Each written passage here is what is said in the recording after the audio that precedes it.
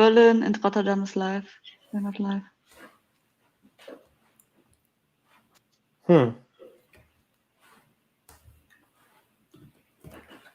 Wait a second. No.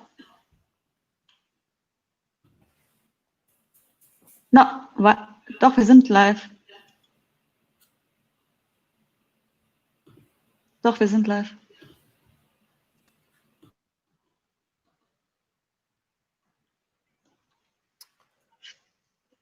Yeah, it states 47 viewers. So maybe there is a little bit of a lag within StreamYard and the live stream. There's a lag. I can see us all talking about it live when I go to it. Okay, perfect. So let's start over. We're going to start from slide 1. So a warm welcome to everybody on the live stream. We still have to get used to all the technical stuff and how streaming works. And thanks. Hi, Wolfgang. Thanks for your comments and for stating that we are live. A warm welcome on World Product Day. It's a great day to celebrate. And we already have Melissa here with us, and also Alida and Manav. And a warm welcome from ProductTank Karlsruhe. We have an exciting topic today, and let's dive into it. So hopefully you have seen that slide already. If not, we want to find out a bit about our viewers so far. So take your mobile device or your browser, go to menti.com, enter the ID 962998, or scan the QR tag, which works pretty well, and tell us a bit about you. So from where are you joining? Tell us the city, and stay on Menti, because we want to use Menti later on also for the Q&A session. So World Product Day, May 27.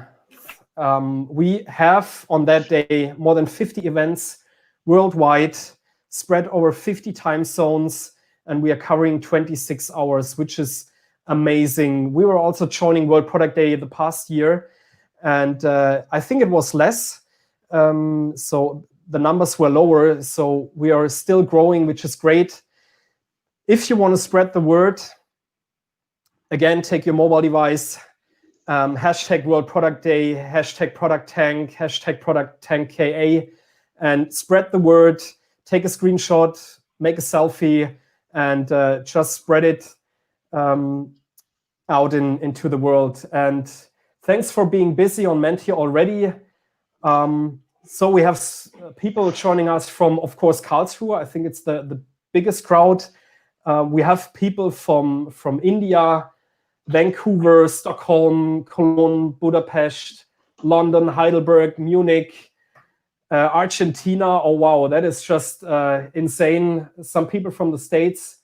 So I'm pretty excited. So go on, just state via Menti from where you are, and keep us posted on that.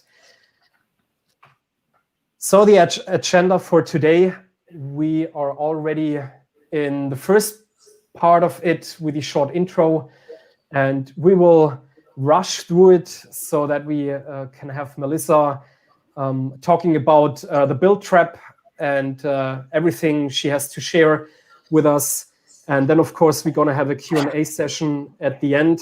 For those of you who joined our talk with David Bland already, you should be familiar with the approach. So let's start at the beginning. So 10 years ago, product was pretty lonely. So product managers were alone, or UX people were alone, kind of product owners and so forth. And so we started, or I should say Martin started, ProductTank in London. And over time, Mind the Product evolved from there, and which is just great. The community is growing. And yeah, it doesn't feel that lonely today. And which is just amazing to have that community to be connected via Slack or mindtheproduct.com, on LinkedIn and so forth, and just to be able to share our knowledge, our experiences, or raising questions and so forth. So if you are not yet part of the community, which currently consists of more than 200,000 people across 200 cities worldwide, which is just amazing. When we started, or when I joined Karlsruhe, the numbers were much lower. So the community is growing and growing and growing. And yeah, head over to mindtheproduct.com/ProductTank, join ProductTank Karlsruhe, Linz, or soon Nuremberg, but more on that in a second. And yeah, join us there in the community. If you want to find out about more content and talks like the one from today, go to mindtheproduct.com, just browse through it. There are many, many really, really good talks. And yeah, maybe you find something that solves a problem for you or helps you with your daily business as a product person. Pretty new, and I think that's one of the last advertisement slides, kind of. You can now join and become a member of Mind the Product. There are several streams you can choose out of, starting with the Insider, and then prioritized, and last but not least, the Leader subscription. And that is pretty new. Mind the Product is still learning and evolving on that, and from there.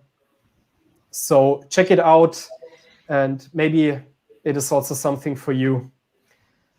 And this is your community, Mind the Product, ProductTank, and your local product tanks. And so get involved. We are always looking for speakers, writers, and hosts for product tanks. So if you have something in mind you want to talk about that is product related, just approach, for example, Alida or Manaf or myself or the other product tank hosts and organizers. Get in touch with them, and we will find a way to make you speak and share your knowledge with the community. So today, I think a couple of days ago, but we celebrated today, was the 10th anniversary of ProductTank. Like stated beforehand, 50 live events, 15 time zones, and more than a day of footage covered. And most of that is streamed via YouTube. So you can also check out the talks later on in the official Mind the Product YouTube channel. Just give me a second.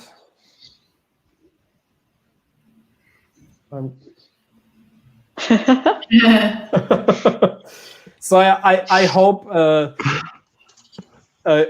the sound worked pretty well. So that is a nice video from the guys, I think, over from the UK, and they send it over. And just to state that we are not alone, and we celebrate it together. And that brings me to another point, because today we have Manaf and the community from ProductTank Linz with us. So Manaf, the stage is yours. So maybe you can give us a short and brief introduction of your community. And perfect. Yeah, please go ahead. Yeah, so hey guys, I'm so proud that you guys are all here. We're on this day celebrating the World Product Day. We started the ProductTank Linz in collaboration with me and also my co-organizer Simon about, let's say, 6 months ago. And Nicholas has been one of my most forefront mentors.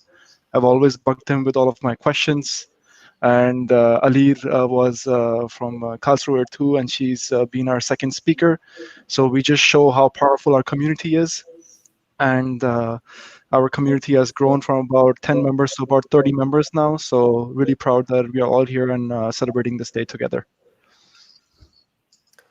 Perfect. Awesome. So again, if you have something in mind that you want to share with the community in Linz and help them growing and attract more community members, please approach Manav and ping him on LinkedIn or via mail, via mindtheproduct.com. The organizers can be contacted there. And the second point, which is great, Alide just stated that she wants to found ProductTank Nuremberg. And Alide, the stage is yours. Thank you very much, Nicolas.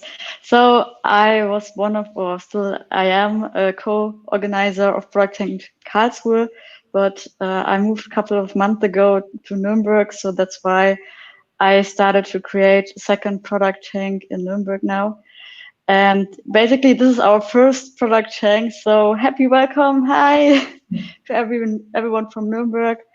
And yeah, because we are in the early stage, I'm still looking for co-organizers, for sponsors, for hosts, for speakers. So if you know someone who could help, if you are someone who could help, we're happy to have you. So please just text me. And we will have our second ProductTank in June with the one and only Nicolas, who's right now our moderator. And the topic will be agile product development in B2B. Does that really, really work? And it was a talk some Karlsruhe people already know. So you are also happy welcome to join us to hear the talk again. I think a lot of people already enjoyed it. And yeah, Nicolas, would you like to tell some sentence about your talk? Yeah, I mean, I have a pretty strong B2B focus throughout my whole career, and I just realized that there are huge differences in how agile product development or product development in general is done in that particular area with compared to B2C customers. So I just collected a couple of struggles and the solutions I came up with in the past, and I will share them again. So I'm still trying to figure out whether it'll be again 2 talks or whether I just try to put everything into a single talk. You have to find out. So join us in Nuremberg soon. And we won't state that beforehand. So we will announce the event at Sing, LinkedIn, Meetup, and of course mindtheproduct.com. So keep on looking for it. I think it will be finally announced in the next days. So I think next week you can have a look on it. Perfect. Thanks to you, Alide and Manav. And yeah, again, for you as the community. So just the reminder, go to menti.com, state the ID there, and I will show the results in a second from where you guys are joining. So most of you are joining from Karlsruhe, of course, Berlin. We have a couple of people from Linz. So hello, Hamburg, Cologne, Frankfurt. Anything new for now? Hello from Vienna. I actually typed Nuremberg in it, but it's not seen. Yeah, here. I think you have to edit again. On? Well. And second question for you is, tell us what you do so that we know the proficiency. So whether we have more people from maybe the development side or consultants or managers / head-offs or really product managers or product owners. So take a second, fill it in. You just can select the predefined categories and tell us a bit more about yourself. And we wait here for a second. Because, while we are waiting, I would like to happy welcome. Thank you for coming, Martin Eriksson, the founder of ProductTank. Nice to have you here. Thank you for coming. No way, perfect. I haven't seen that one, so thanks, Alide. Yeah, it's hey, on Martin. the chat. I see it too. Awesome. Wow. And also thanks for stating that we had that limitation on mindtheproduct.com to 150 people. So let's wait a couple more seconds. So we really have more people on the product management side, which is great. So that underlines the fact that the build trap and escaping it is quite an important topic, and especially for product managers and product owners. Okay. Martin is saying hi. What's to Perfect. reiterate himself. So we will check out the Menti page later on.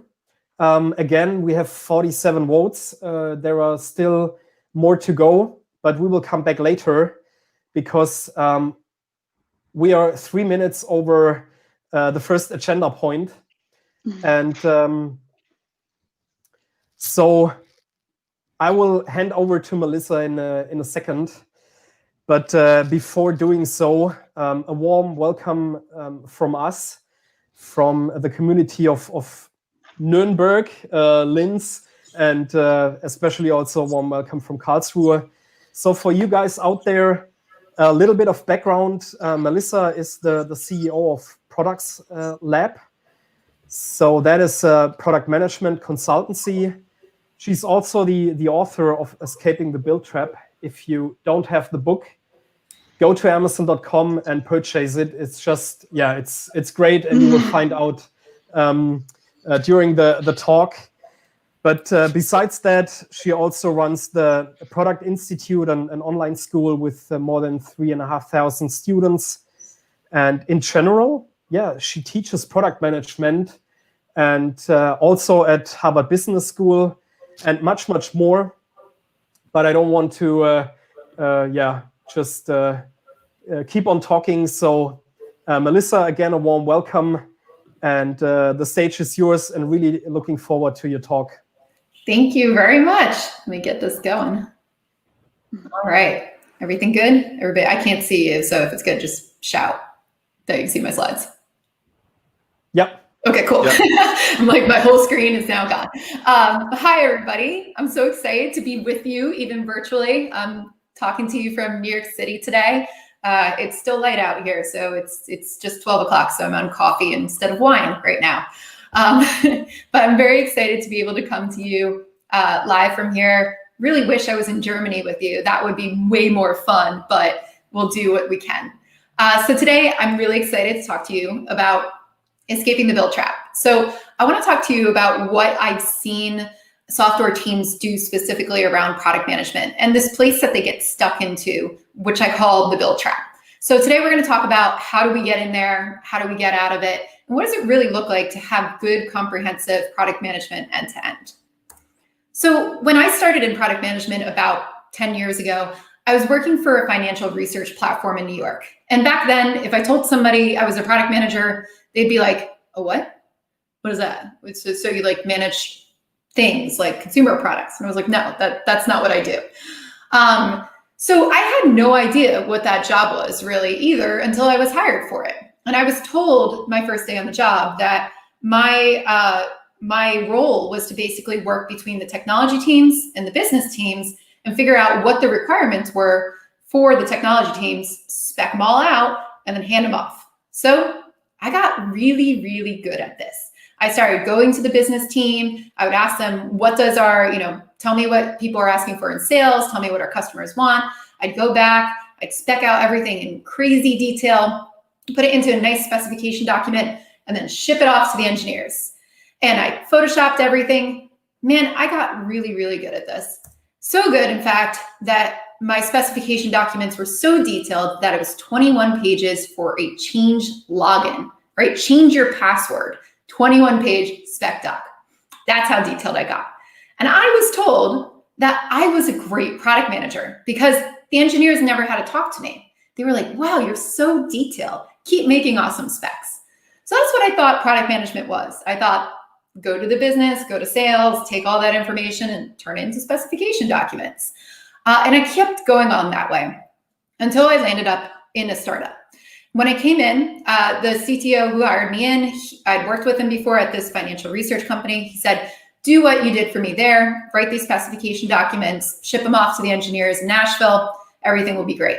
So I got to work and I started figuring out what needed to be built, speccing everything out, photoshopping it to death, and sending it to the engineers. And the first one I sent over, I remember waiting, and I waited 3 weeks, 4 weeks, waiting to get something back, waiting to see what they were gonna build and launch. And finally, in 3 weeks, they pinged me and said, hey, it's done, take a look. And I go in there and I'm like, this isn't what I specified at all. This wasn't in the document. You like made up designs, you made up functionality. What's going on? Didn't you read my document? Like everything was outlined for you. And they went, oh, that thing? Yeah, I didn't read that. Are you kidding me? That was like 25 pages long. I wasn't gonna read that. I like flipped through it and then I made up what I wanted.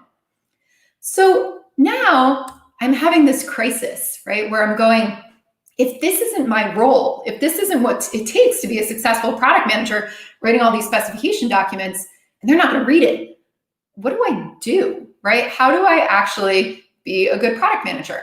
And it was right about this time that we had somebody on our team who said, all right, burn your specs. We're gonna try this thing called Agile. And we're gonna see if we can work better together. So instead of writing all these big documents, you're gonna write user stories. We're gonna try this thing called Scrum. So when I learned Scrum, we learned a lot of the basics for it. It wasn't very dogmatic. We just had a couple things that we tried. We said no more large specs, break things down into Jira, and start working together better, start collaborating. And I had a really good experience with it then. We started talking to each other more as a team. We started discussing our ideas. I didn't write giant specification documents anymore. I asked and I collaborated with my team. And we became a really effective team where we stopped hating each other and we really learned to like each other and do great work. So I thought everything was going super smoothly. We were like the best team in the company. We're really jiving. Everything's going great. And we started to work on a very important project for our company. And what we were trying to do was build a whole admin site for sellers on an e-commerce site. So I met with the sellers, I wrote down everything that they wanted. We started divvying it up into 2-week sprints. And we launched it after about a month and a half to 2 months. And we were like, look, it's everything you ever wanted. Isn't it amazing? These are all the things you keep calling us and asking us for. Go use it. And the sellers were like, oh, fantastic, great. And then they went off.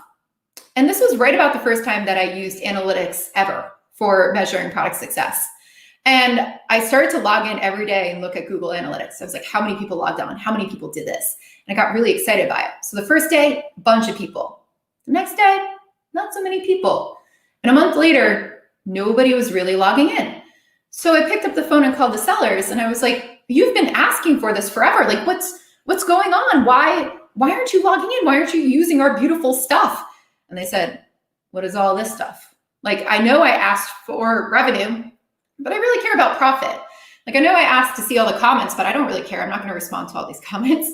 So they had asked for all these things, but they weren't really what they needed. It wasn't really what they did on a day-to-day basis, and they stopped using it.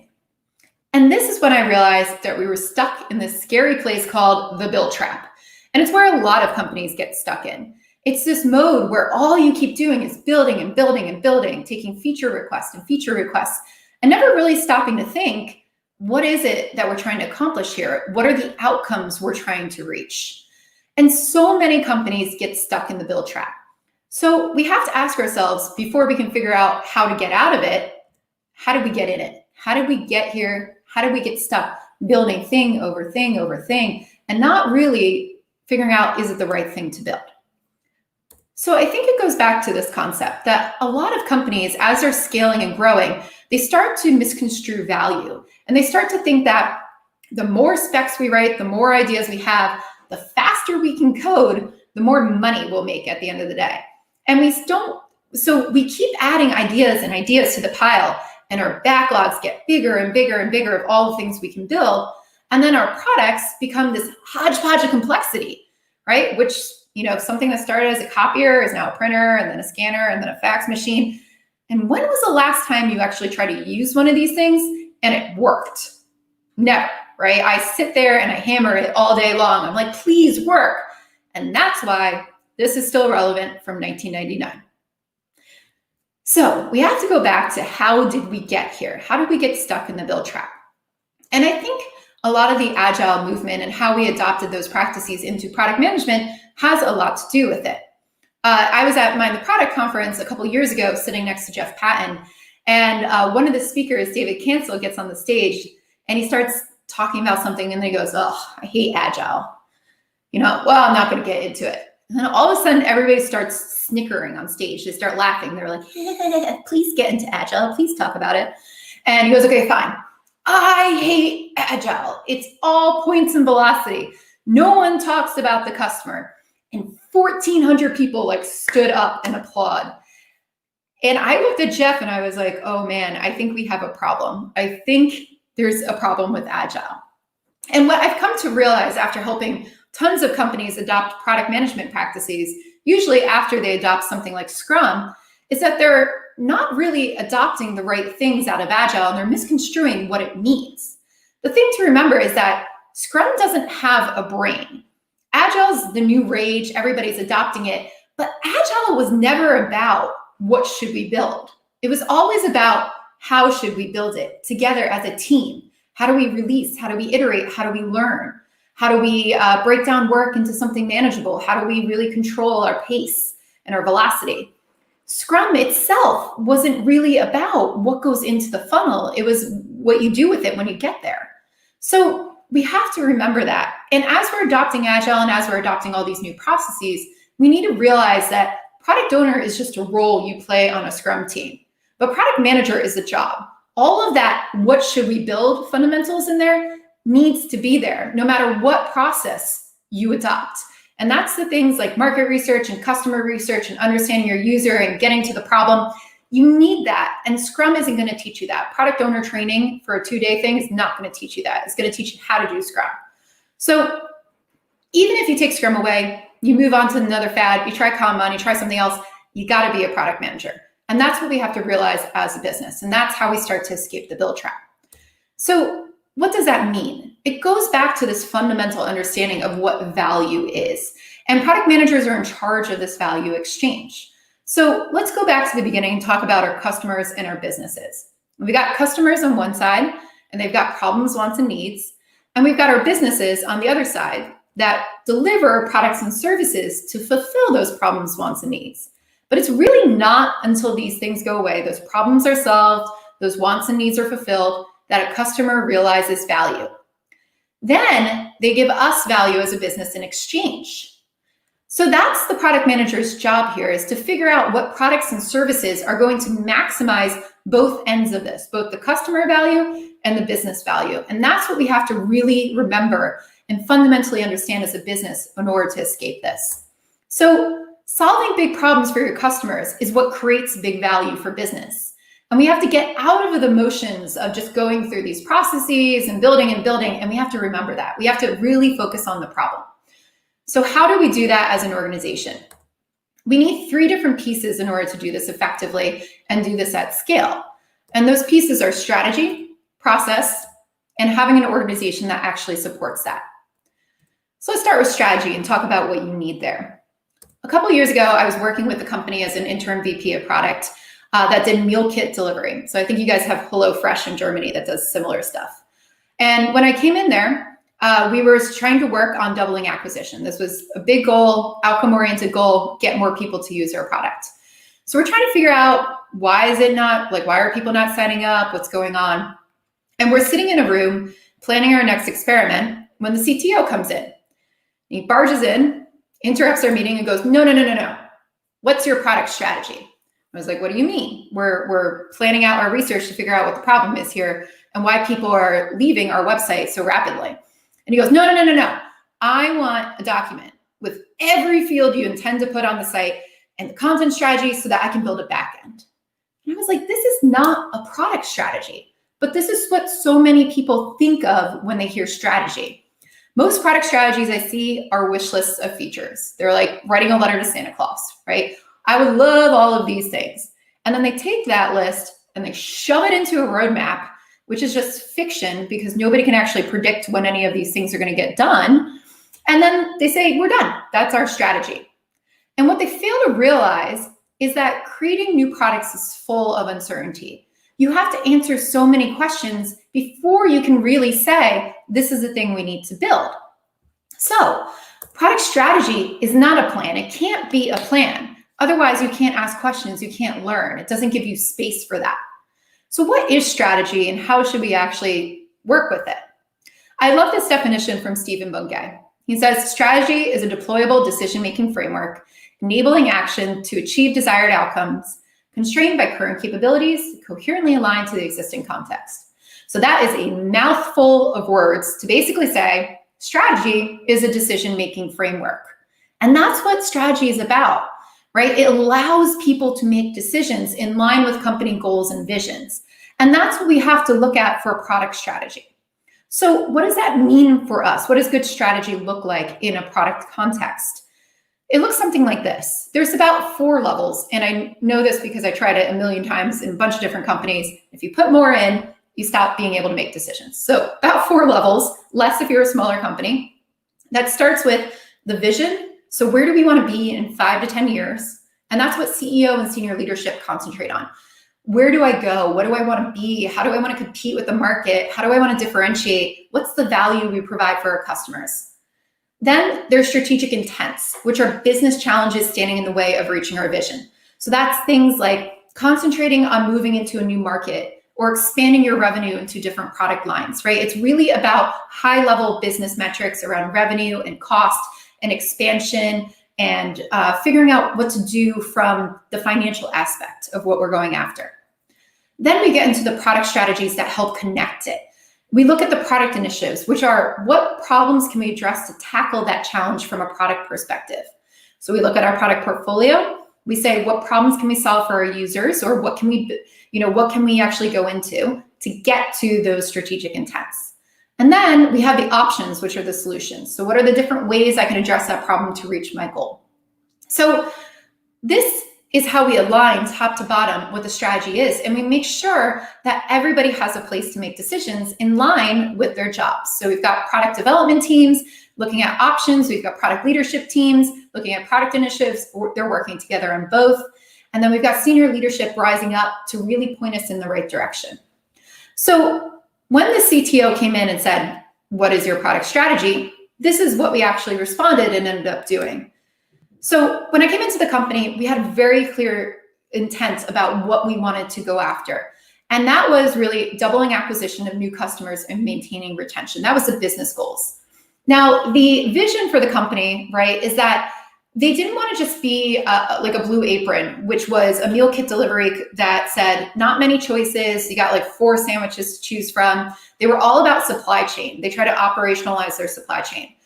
This meal kit delivery company said, we want the most choices and we want convenience in the market. That is really what we want to go after. So how do we expand our choices and how do we be the most convenient option?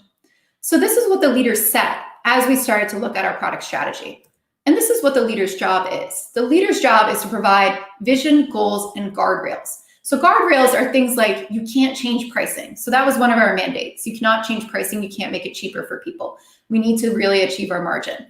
And that allowed us to make decisions within these frames about what we wanted to do.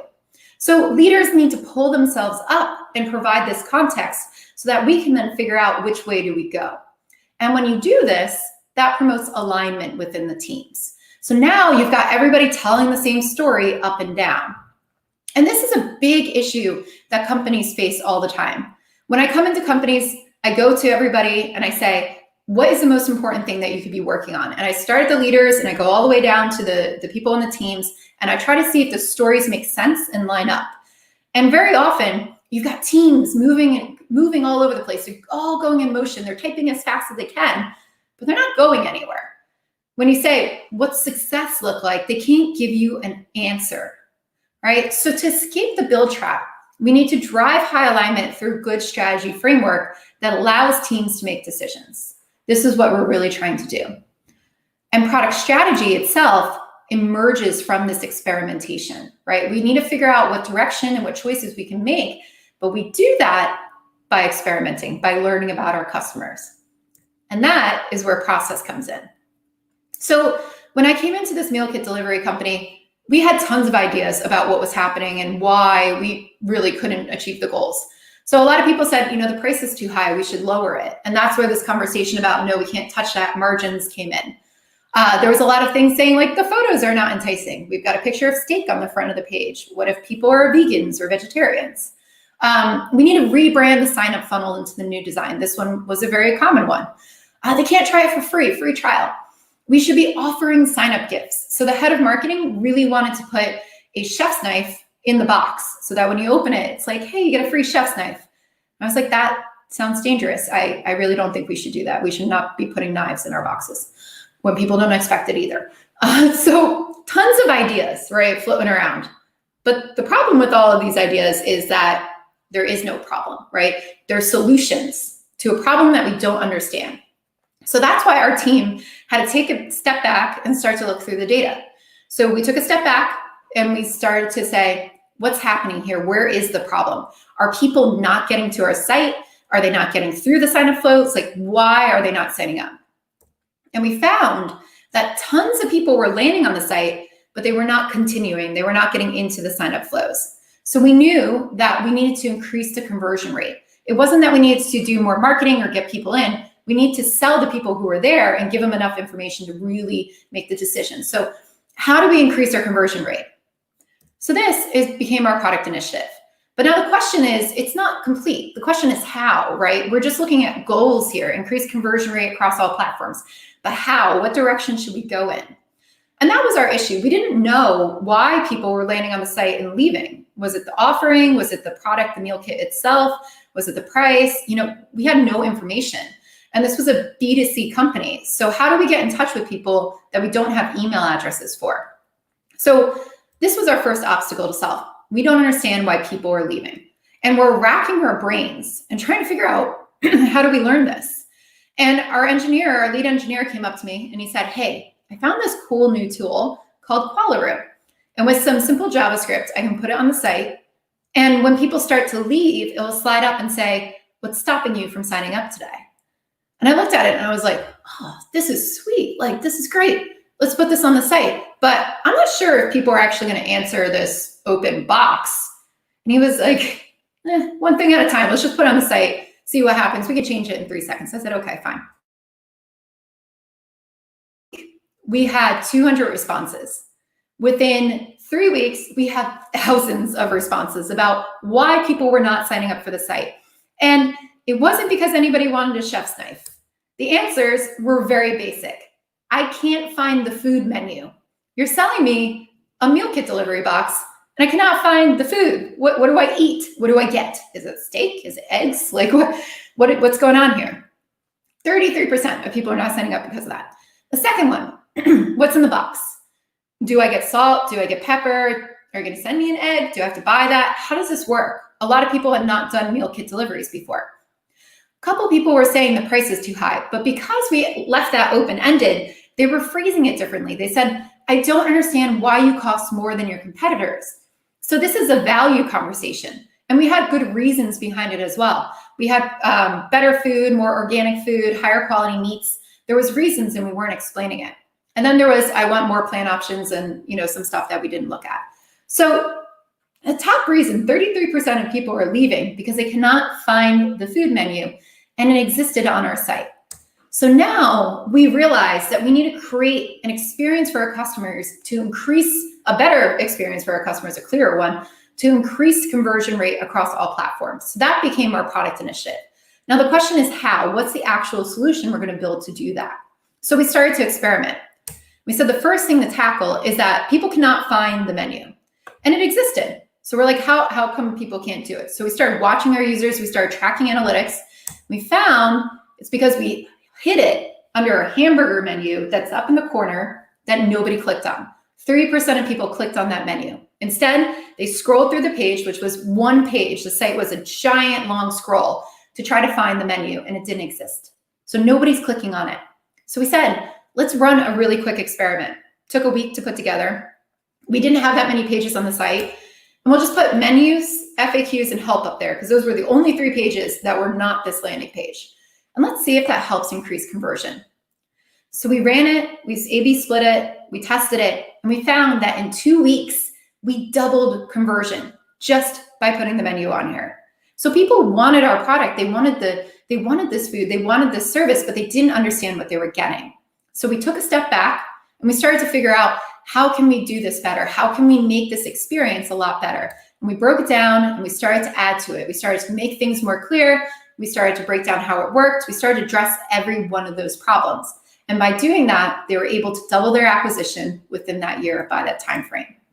So that's what our strategy turned into. Our options ended up being expanded navigation, better explanations on each page. We started to really break those down into different solutions that we could test and make sure that we were going in the right direction. And by doing that, it allowed us to figure out which way we should go. How do we test this? Are we going in the right direction? So to escape the bill trap, we need to use the right processes and tools at the right time. And that's very important. I see lots of companies get really excited about different product management tools. And they're like, prototype all the things, right? Or design thinking all the things. And you think that if you just follow this process and you use the tools that have been given to you, everything will work. But that's not the case, because tools are useless unless you use them correctly. And it's all about context. Had we written out for that meal kit delivery, that whole content page in perfect form and broken down into stories and started using Scrum correctly, we would have built the wrong thing because we did not know what to do. So context is key and learning is key here. And that's why I like teaching people what I call the product kata. And the product kata is based off Toyota kata and is a scientific, systematic way to build better products. And that's what we did at this meal kit delivery company. We started by looking at what the company goal was, what the product KPI is, and what's the future state. Then we asked ourselves, what are users doing now?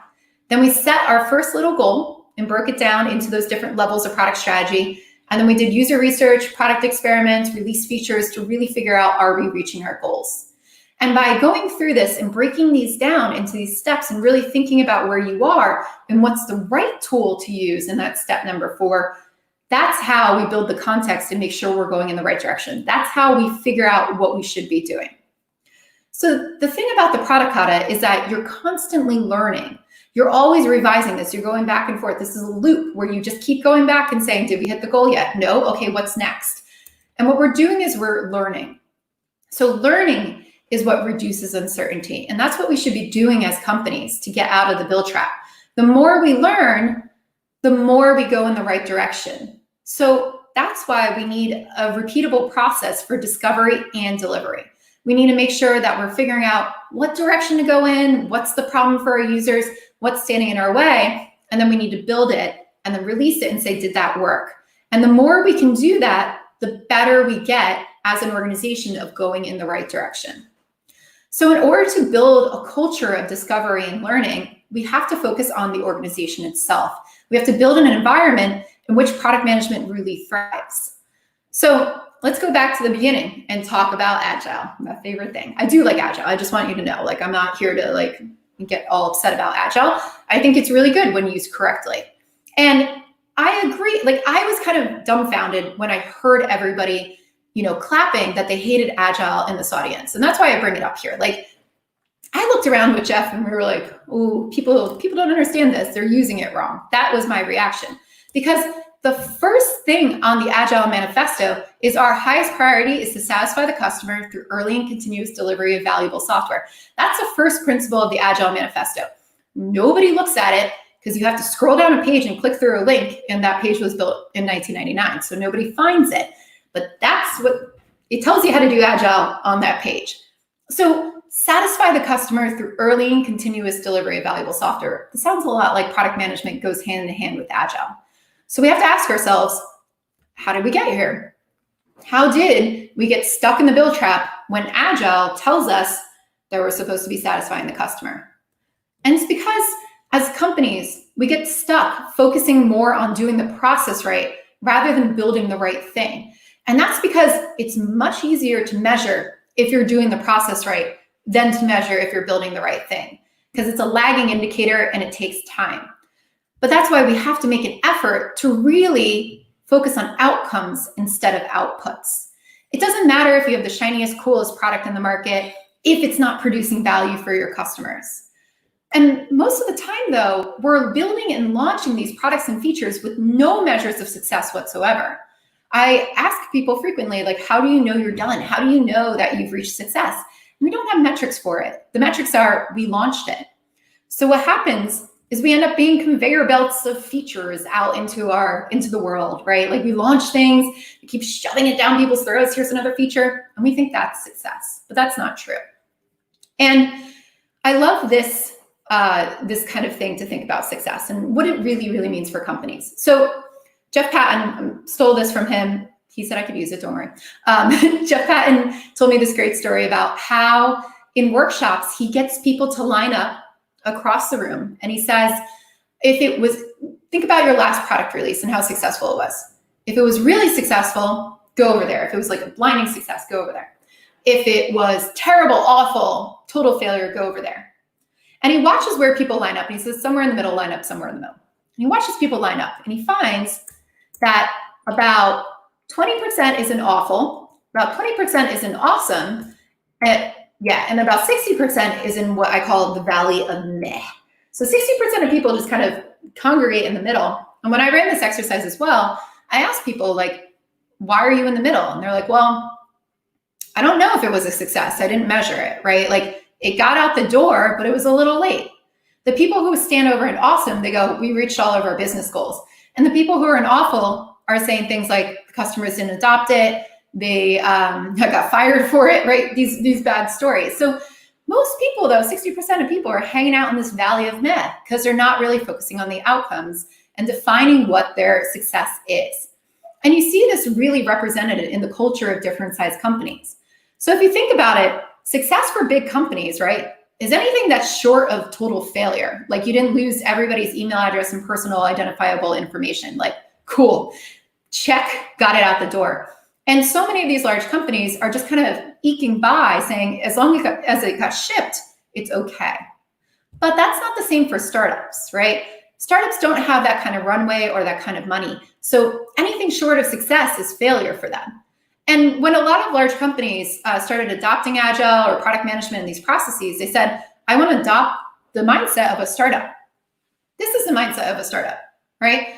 Anything less than success is a failure. So you have to start measuring success to really figure out how to innovate and how to get rid of all the crud and focus on what's going to be successful for your company.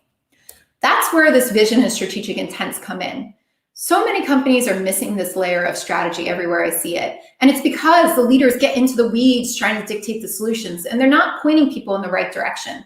So there's usually this gap called the missing middle, where we've got big vision and we've got little details on the solution, and nobody's connecting that. And that's where product leadership comes in. So to escape the build trap, we have to create a product-led organization that has policies and practices needed to navigate uncertainty and make strategic decisions. And that's why product leadership is so important, because they build these organizations, and why I really advocate for companies to have a chief product officer. So it's going to look different. Sometimes it's a VP of product in smaller companies, but you need to have an experienced product leader leading the helm and trying to connect that missing middle. That's where your roadmaps come in. That's where you figure out what the big problems are to solve, and you connect those business metrics back into what the teams do. So that's how we solve the missing middle. So when we think of great product organizations, they have these capabilities, right? They have product leaders and they have this type of culture. They're growing through software products rather than unrepeatable services. So product companies, right, are packageable, scalable products, things that you can sell over and over and over again and not customize. Services companies, you customize everything. So what are you leaning towards, services or products? They're ruthlessly focused on solving customer and users' problems to drive business value. They're oriented around outcomes instead of outputs. They're experimental by nature and driven by continuous improvement. And they're a place where leadership enables empowered decision-making throughout all the levels. So that's what great product organizations look like. So when you have the organization stood up to really support that strategic framework, to make sure that you have buy-in and culture and everybody can experiment and try new things and set success metrics and fail, and have a strategy that aligns all of that and have that process to actually experiment, really comes down to the people at the end of the day. And that, to me, has been the biggest blocker that I see in escaping the build trap and getting out of it, It's the mindset of the people and the willingness for them to ask questions and really figure out, are we building the right thing? So that's what I leave you with this talk, right? Ask yourself, are we building the right thing? Because it's really easy to get stuck in the build trap and stay there. So it's up to all of us to really get out of it.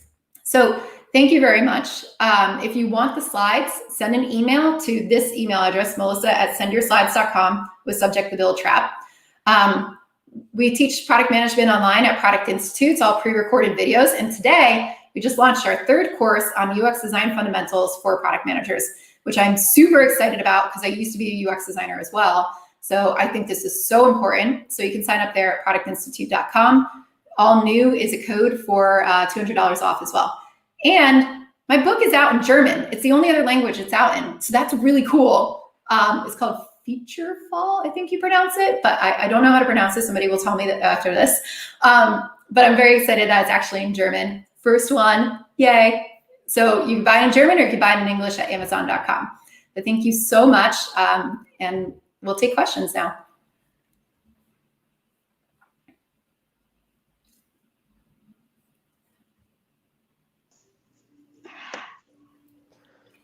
So thanks a lot. Wow, time went by like crazy. Yeah. A lot of content, a lot of ideas and approaches. Thanks a lot. And yeah, we again want to encourage the community to state questions, and we of course have prepared a slide for that. We already have a number of questions in Menti. So please go over on menti.com or use your mobile phone and the app and add or use the code 962998. And I would say, let's maybe start with the first question. In the meantime, we just collect more of them. So let's quickly do it that way. The highest rated question at the moment is, how do you convince traditional upper management to be a product-led company? Usually new things / methodologies are driven by lower or middle level people instead of the upper management. Yeah, I'd say it's actually, there's 2 sides. I will say most companies, the problem is super upper management, CEO level, C-level people, like think your bank's really big. They actually want this. They want product-led organizations. They talk about it a lot. They talk about your digital transformations, and people in the teams talk about it. But it's actually the middle level that doesn't talk about this, and they struggle to adopt it. And that's because they got to where they are doing what they've been doing, and this would be a whole new way of working for them. So they got to learn a whole nother thing to actually be able to work in a product-led company or a product management-led company. And that's scary, right? Like you come into a company that's been doing the same thing for 40 years and you tell the person who's been there 35 that they have to change your job tomorrow. That's a very scary place. So that's usually where I get a lot of friction. I work with tons of C-level organizations, C-level people at these organizations, and they're bought in. They're like, we need to go digital. We need to be product-led because they see the business metrics there. It's better margins if you're product-led. You have more, it's more sustainable as a company. They see that, and I've had conversations with CEOs when you show them, like, you take the services, this is your margin. You take the product, this could be your margin, and they go, yes, I want to be a SaaS business. It's 90% margins, give me that. So there's usually no problem with senior leadership. It's the middle level. And for them, you have to take them on the journey. You have to explain why it makes them better.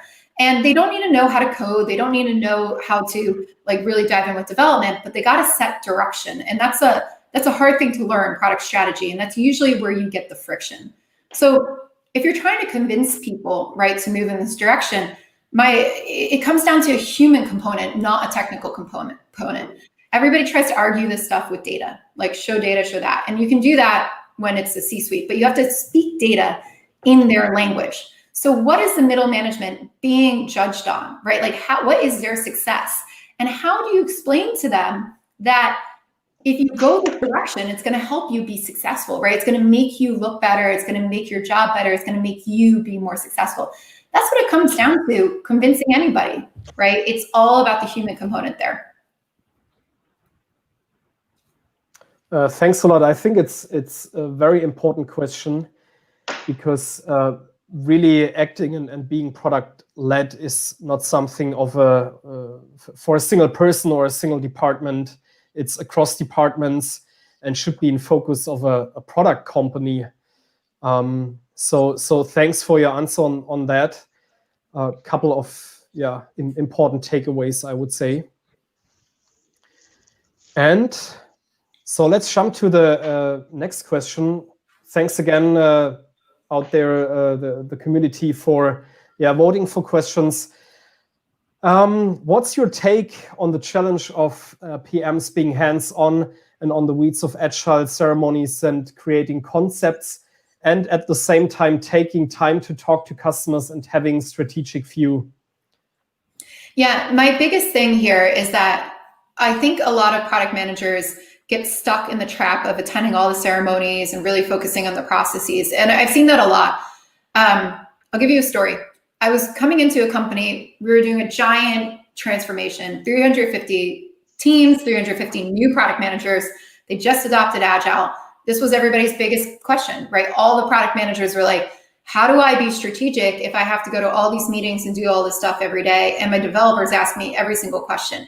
And what we found was that they did have a lot of ceremonies that, was a little bit of overkill. So we fixed that a little bit. But the bigger issue was that they weren't building context with their teams before running into the ceremonies. So everything was a back-to-back sprint to deliver something. And there was no kind of break. There was just a sprint 0 for 1 week to really figure out what to build next. But there was no time to really do the bigger picture.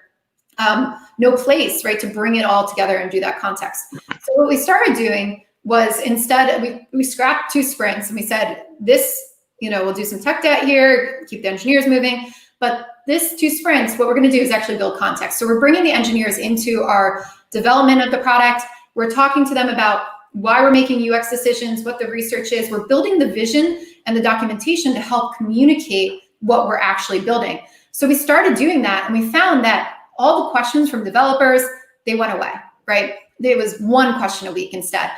We found that they didn't need to go to all the Agile ceremonies because everybody was on the same page. They didn't have to respond to every single thing over and over and over again. And it was because we built so much context about what needed to get done, and we focused on that higher level. And the product managers pushed some of those decisions back onto the teams because they now had the context to make them. And by doing that, everybody was able to scale effectively. So I think you do have to push back on some of the things, but you have to build the context, right? You have to say, you can't get out of all the Agile meetings if you're not building the context. That's what I'll say. So you have to take the time to think strategically, pull it into something, right? Make sure that people understand it, and then you can let them run with it. And it's up to you to make the time for that. You really have to push back and make sure you're given the room. So but there's also a whole thing about the levels, and that's what I talk about in the product strategy framework I showed you. Every single one of those levels is a different time horizon. And if you don't have that direction, you can't make decisions on your time horizon. So the top, that's 5 to 10 years out with that vision, right? Your strategic intents, that's going to be something like 1 to 2 years out. And that's what senior leadership is doing. They're looking 1 to 2 years out. They're not peppering you with things that you need to do today and tomorrow. The product leadership, that middle management piece, right? Your directors of product, your VPs of product, they're concentrating on the product initiatives, which should be 6 months in larger companies, about a quarter in smaller companies. They're a little bit further out. They're bigger pieces of work. And then as a product manager, you're contributing to that, but they're helping scope and define that. And then you are worrying about release to release, month to month, what's happening there, but aligning it back to the product initiative. Some companies are also be strategic, and they make it sound like you have to think for the next 7 years out. That's unrealistic for a product team. You should be thinking a quarter out at least. You should be tying it back to the vision as much as you possibly can and raising yourself up there. But in order to do that, you really need to build the context with the team and figure out, and also have that missing middle to help align you on which way to go. So thanks for that answer. I mean, I was in kind of the same position in the past, so I really know the background of that question, and I think a couple of people ran into that issue, and so I was with customers, but had to be on site actually with the team to have a sprint planning. So it was quite hard, but I'm fully with you that first things first.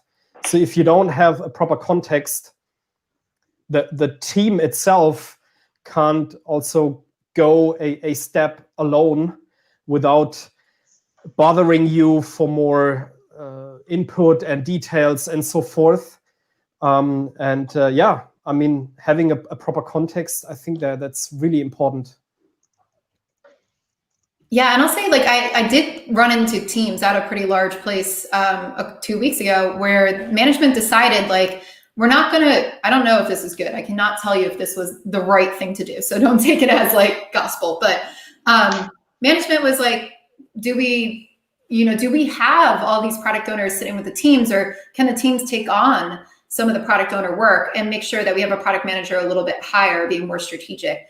And I thought that was an interesting conversation because, 2 years ago, it would have been, let's have a product owner on every single Scrum team. And that would have made thousands and thousands and thousands of product owners at these places.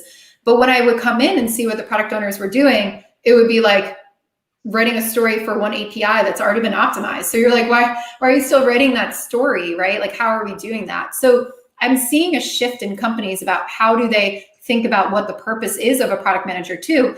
And they're starting to think of it a little bit higher up, which is good, right? That's where we want to be. We want to be a little bit more strategic, but we're still going to be mostly tactical on the teams, right? Until we get to higher up levels. Thanks, again for stating that answer. And yeah, let's go straight to the next one. I really like that question. How could you measure success of B2B products? Tons of ways. Okay, so let's go. B2C and B2B are very different. I'd say, like, over the last 3 years, I've worked on maybe 40 B2B products, or like worked with 40 companies in B2B, maybe like 3 companies in B2C. So like everything I'm telling you is for B2B as well. Please don't interpret it that. It's just easier to see examples in a talk when you can actually relate to the product. But let's talk about B2B. So B2B, you've got a specific persona in a market that you're going after, right? And there's lots of different types of B2B products. When you think about what products do, let's take like a SaaS B2B company. What do products actually do? There's a lot of strategic intents that you can take and a lot of strategy. You can be entering new markets, right, with your product. So if you want to say you're building a platform for doctors, and the doctors are all primary care physicians, and you want to go into pediatrics, right? Strategy-wise, as a company, you're like, how do I orient my product into pediatrics? So now I got to build a new functionality for them. That's product, right? And what's your success? Your success is the adoption in that market, and can you close sales? You can relate everything you do in product back to sales eventually, or to cost. So everything comes back to revenue and cost. And honestly, that's what I see a lot of people struggle with as product managers, making it into senior leadership. They don't bridge that gap, and why you don't see as many product leaders out there is because they don't understand how their products can relate to the financial impacts of the business. So in a SaaS business, your product is your business, right? Like, you sell that product, you make money. And then all the features are problems to solve, to unlock revenue, to increase retention, to reduce costs, to make things more valuable in those ways. So that's a SaaS business. Then you've got your software native companies. That's what I call them. So like, those are your things like a bank. So banks, right, were never really software driven at the beginning. And now they're all moving into a digital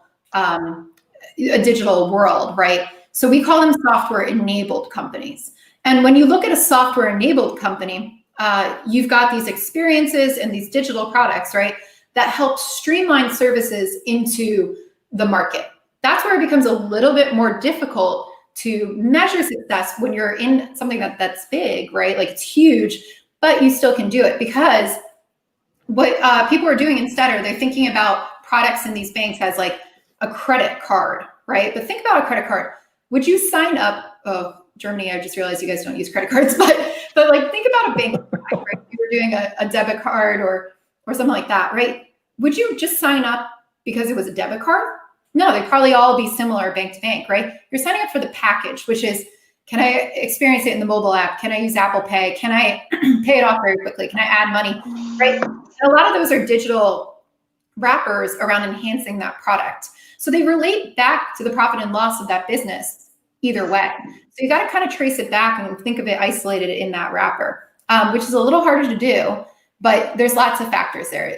Measuring engagement, right? The more you engage with it, the more easy it is to use, the faster you can accomplish things. Those are all metrics that are great for success for a B2B company.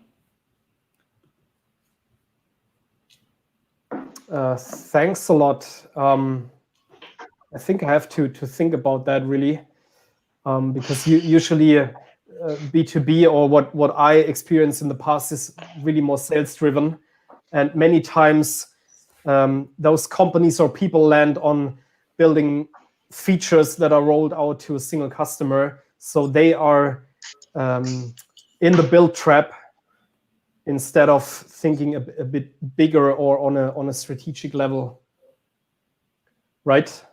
Yeah, I think so. I work with all those companies. So when you are a small startup, you will always be sales driven. I'm going to tell you that right now, right? You will be sales driven because you have to survive.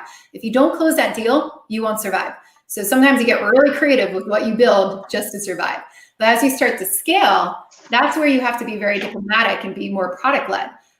Because if you are sales led, you incur what we call sales debt. So the cost of producing your business, right? The cost of building your business becomes more than the revenue that you're getting in. And you end up being more of a services business than a product business. And nobody wants that. Like we work with venture capital firms all the time, and the venture capitalists don't want that either, because you have more multiple, you're more valuable as a SaaS business, a product business, than a services business, right? So that's the impetus to get out of that mode. But it's a delicate balance. You have to weigh sales debt, right? In that scaling company, what should we do to keep a customer versus can we sell it multiple times to a bunch of different people? And there becomes a transition as you start to scale where you really have to take that to heart and figure out what's just enough to balance. And I'll say it's not perfect. I've worked with tons of companies that have to say, we're going to take a hit this one. We have to build it for this customer, because if we lose them, we go out of business, right? Like we cannot survive. And that's a deliberate, intentional question, right? We shouldn't just be building things for sales without having that conversation. It's okay to have a conversation and say, hey, we need to build this because we have to survive. Like, is there any other options? And really weigh those options. And if there's not, sometimes you do have to do that. But if there is another option, right? If it's more valuable and you've got more people lined up to go the other way, that's what product-led means, right? Like doing the other thing. And that's what we have to move into. Thanks a lot. I would say looking on the time and our schedule, I think maybe let's use one or at least maximum two more questions, I would say.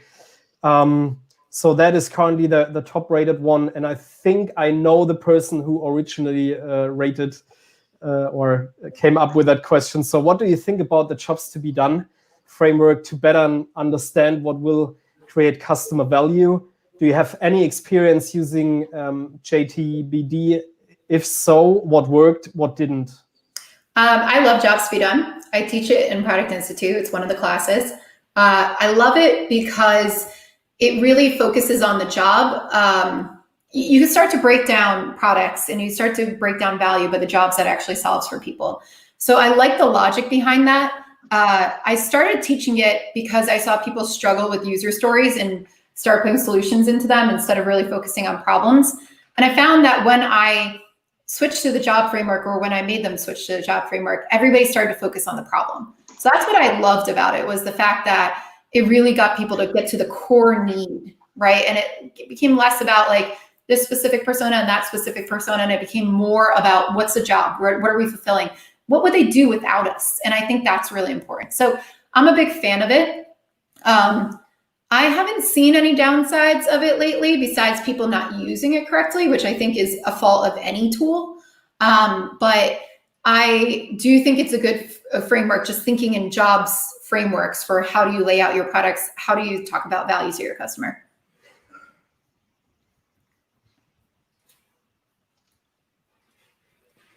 Thanks a lot. So maybe take that as the last question, because it brings us right to the beginning. So where to start? And the question is, while the company still resides in the build trap, what can I as a single product manager do to change it? Yep, very good question. Everybody asks this. I've got two different answers. Okay, so this is what you could do. And then the question is, do you actually want to do that? So what you could do is start with measuring success, right? So start to ask why. I've seen people do that. You don't have to go in. I am somebody who's very guilty of this. When early in my career, I was so dogmatic about like, we must experiment, we must do these things. And I came barging into companies and being like, you're doing it wrong, and like yelling at people all the time. That did not win me friends. Let me tell you, that did not work. Don't do that. Don't barge in and tell everybody they're doing things wrong. Instead, start to show them what good looks like. And I have now seen a million cases where great product managers get in there and start to show people what good looks like. And you just start doing it. You don't ask permission. Don't ask permission. Just do it, right? Be like, okay, here's my explanation to you, like VP of Product CEO. Here's the problem we're solving. I believe it's going to result in these business metrics. Here's what we're attempting to do. This is what we're learning. Tell the stories, right? Start telling the stories oriented towards outcomes, oriented towards problems, but also know your audience. Right? If you're talking to the CEO of a company, they do not want to know what API you're building today. They want to know, is that API going to make me money? So like tell them how it's going to make them money, how it's going to improve the business, how it's going to do those things. Too often we get into, today I'm doing this and tomorrow I'm doing that, and no CEO, no executive cares about that. They care about what are they going to get and what is that going to produce. So that's where you got to keep your conversations. So if you want to get somebody out of the build trap as a single PM, start really tailoring your communication in the right place. Start bringing the success metrics in to your conversations. Just set them yourself, and then ask people like, is this right or is this wrong? Do you feel like that's a good metric for success, right? That starts the conversation. So little things, little changes. Start with success metrics, I think is a great way to measure it, and then work backwards, and then try to incorporate more and more and more. Because I think when we have a destination to talk about, like a success metric, it makes that conversation a lot easier to have about how do we actually get there and why are we not there? And then you can start surfacing up the other things.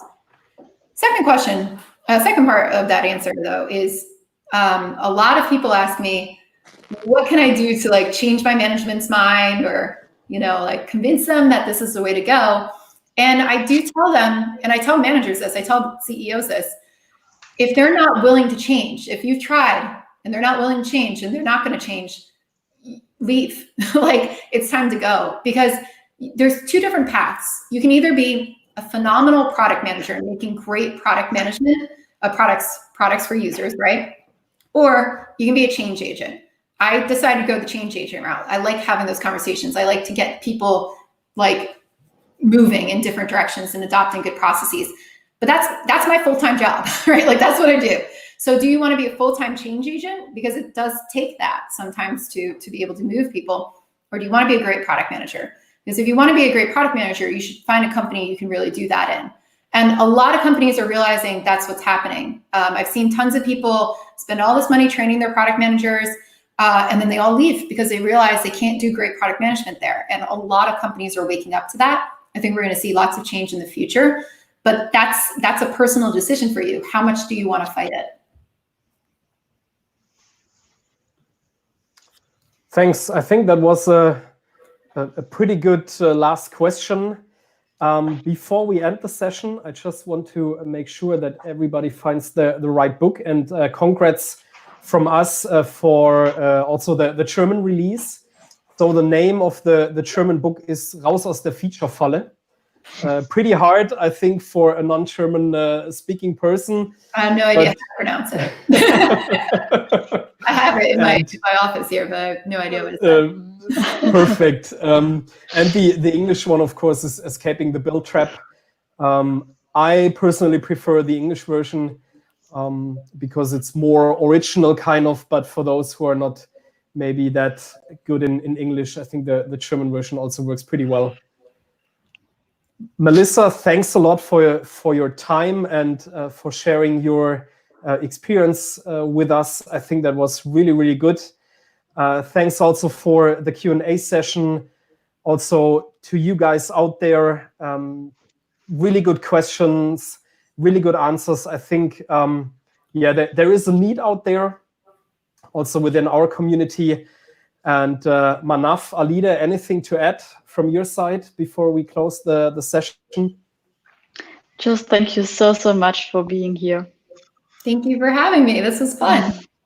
Yeah, thank you so much. And it's a great day. Happy World Product Day to everyone. And yeah, it was a great talk. Thanks. Next time I'll come to Germany when we're allowed to fly again. We're looking forward to that. We have it on tape. Okay, to our communities out there, stay tuned for the next Product Tanks. Also, what's going on in Nuremberg and in Linz and also in Karlsruhe. And stay tuned for our next talks.